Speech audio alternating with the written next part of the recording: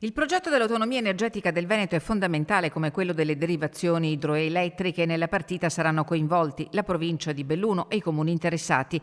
Parola di Massimo Bitonci, l'assessore regionale allo sviluppo economico, che in una recente dichiarazione ha smentito di aver mai fatto cenno alle quote della istituenda società chiamata a gestire gli introiti alla scadenza delle grandi concessioni nel 2029. Stiamo lavorando con la provincia, con i comuni, per trovare il modello migliore per gestire il tema dell'idroelettrico che sarà post 2029. Troveremo la forma giuridica migliore.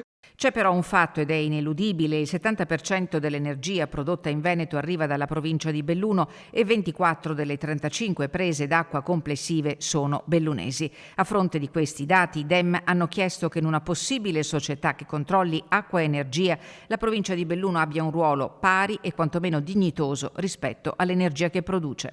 Non ci sembra di chiedere la luna, ci sembra di chiedere un principio naturale di autonomia e di autogoverno. Qualcuno sta agitando confusione per dire che addirittura non sarebbe possibile, ma questo è fuori dal mondo.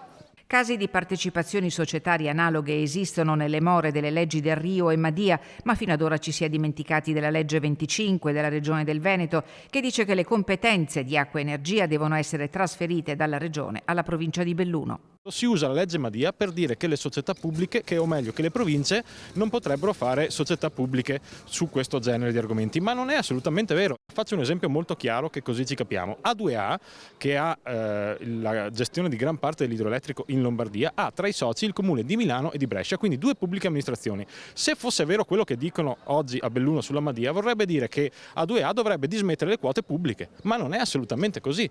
Penso che una parte importante del ritorno dell'economia e di quelli che saranno ovviamente le redditività derivanti dall'idroelettrico debbano tornare nel territorio, ma anche alla Regione Veneto. La Regione non intende mollare, ma se fosse vero quanto sostiene il centrodestra che richiama la legge Madia, la Servizi Integrati Bellunese non potrebbe avere il 25% delle quote della Valmontina.